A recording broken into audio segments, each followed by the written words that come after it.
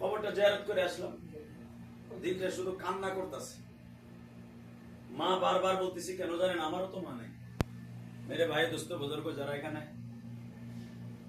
এই মাগরিবের সময় ইফতার মাহফিল আয়োজন করেছেন, আমার ভালো আলামিন দোয়া করি আল্লাহ যেন তার মায়ের কবরটা জান্নাতে টুকরা করে আমিন। আল্লাহ যেন আমাদের সবাইকে মাফ করে দেন আমিন। দোয়া করব। দোয়ার সময় সবার কাছে আমার দাবি থাকবে, আমার মা যখন ইন্তেকাল করে আমাকে বলছিল, ইলিয়াস রে কোনদিন টাকার মালিক হলে একটা মসজিদ বানাস। আপনি ইউটিউবে দেখছেন না, 4 কোটি টাকার উপরে ঢাকা কেরানীগঞ্জে একটা মসজিদ বানাইছে মাশাআল্লাহ। এবং আমি গ্রামের বাড়ি যেখানে আমার মায়ের কবর সেখানেও মসজিদ বানাইছি মাশাআল্লাহ। লাইভে দেখছেন, ওখানেও প্রায় 20 লাখ টাকা গেছে আমার এই 2 মাসে।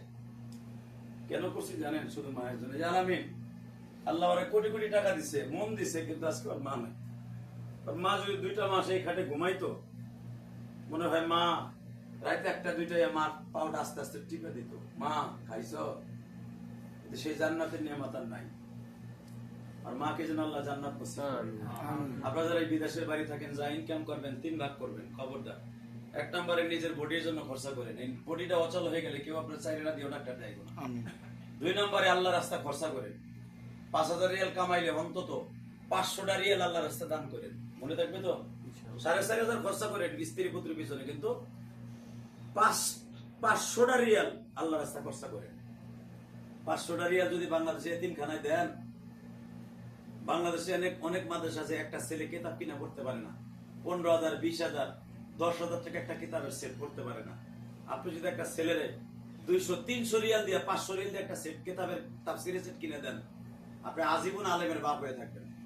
কেউ জান্নাতে না গেলেও আপনি যাবেন। 100 রিয়াল দিলে 1 বছর চাউলের দাম হয়ে যায়। কি 100 রিয়াল কি দিতে পারি না আমরা? আমরা দিতে পারি না। 100 রিয়াল কোনো ব্যাপার? পুলিশে ধরলে 2,000 রিয়াল লাগে।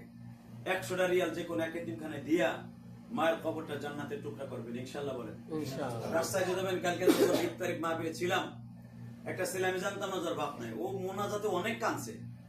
মোনাজাতের পরে আমার 100 রিয়াল দেখিয়ে জানেন, এদের কাছে জিজ্ঞেস করেন, হাত ধরে কান দিয়ে দেখো, হুজুর আমি আমার বাবার খেত বেঁচে আসছিলাম, কানে কানে কয় আমার বাপের সেই জমি ফেরত দেওয়ার আগে আমার বাবা কবরে চলে গেছে। এই আলামিনও বাপের খেত বেঁচে চাইছিল, মায়ের হয়তো কষ্টের টাকা দিয়ে আসছিল, আলামিন মা চলে গেছে, কিন্তু মায়ের এই জন্য মার জন্য কিছু করার দরকার আছে না নাই? স্ত্রী পুত্রের জন্য এত কিছু করি, অন্তত বছরে রমজান মাসে না হলো 500-600 টাকা 500-600 রিয়াল মায়ের জন্য দিয়া মায়ের ঈদের মার্কেটটা করাবো ইনশাআল্লাহ। বলেন ইনশাআল্লাহ। আল্লাহ সবাইকে কবুল করে।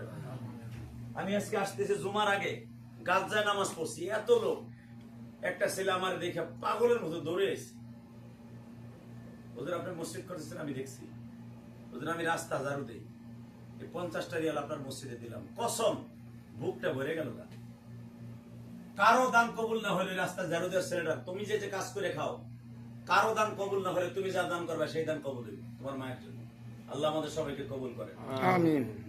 আলহামদুলিল্লাহি রাব্বিল আলামিন ওয়াল আকিবাতু লিল মুত্তাকিন ওয়াসসালাতু ওয়াসসালামু আলা সাইয়্যিদিল আমবিয়াই ওয়াল মুরসালিন। ربنا ظلمنا أنفسنا وإن لم تغفر لنا وترحمنا لنكونن من الخاسرين آمين. ربنا فاغفر لنا ذنوبنا وكفر عنا سيئاتنا وتوفنا مع الأبرار آمين.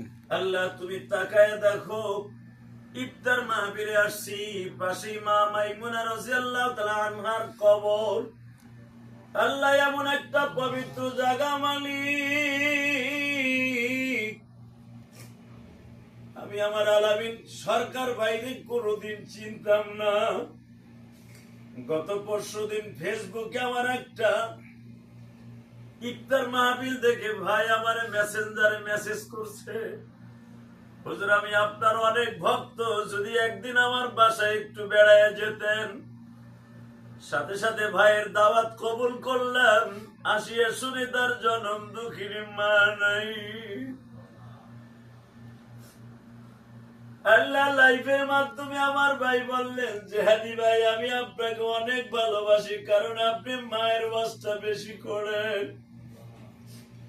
মায়ের ওয়াজ কেনই করব না, মার মতো দরিদ্র এই দুনিয়ায় হয় না। আল্লাহ যারা হাজিরানে মাজলিসের মধ্যে যার জনম দুঃখিনী মা